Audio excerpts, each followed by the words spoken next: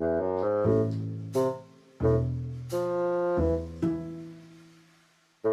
mo ba ako? Dito, nakikita mo pa rin ba ako?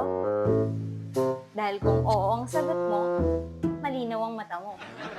Pero alam niyo ba guys, na may mga sira ng ngipin na hindi visible sa paningin natin?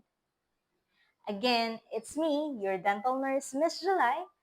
Got a dental drama? Let's sit, chit, and fix it quick.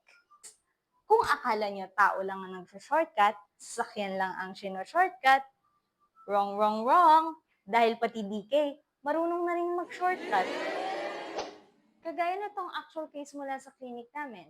Sa naked eye, maaari hindi ito agad mapansin. Pero maniniwala ka ba na in only a few months, it may turn like this?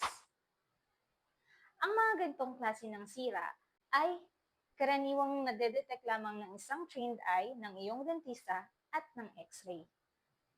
Paano ba natin nadidistinguish na may sira ang ating ngipin?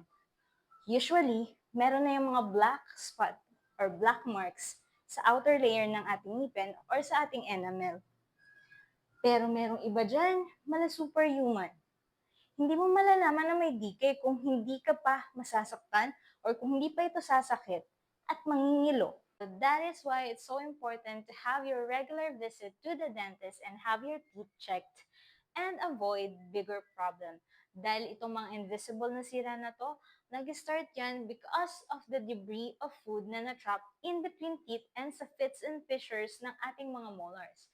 Not brushing and flossing worsen this kind of decay. And so, your dentist always advise to brush and floss on a regular basis. Brush 2 to 3 times a day and floss once a day.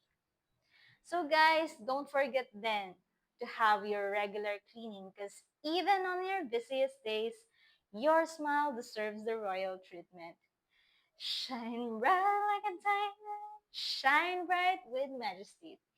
Because feeling good starts with a smile.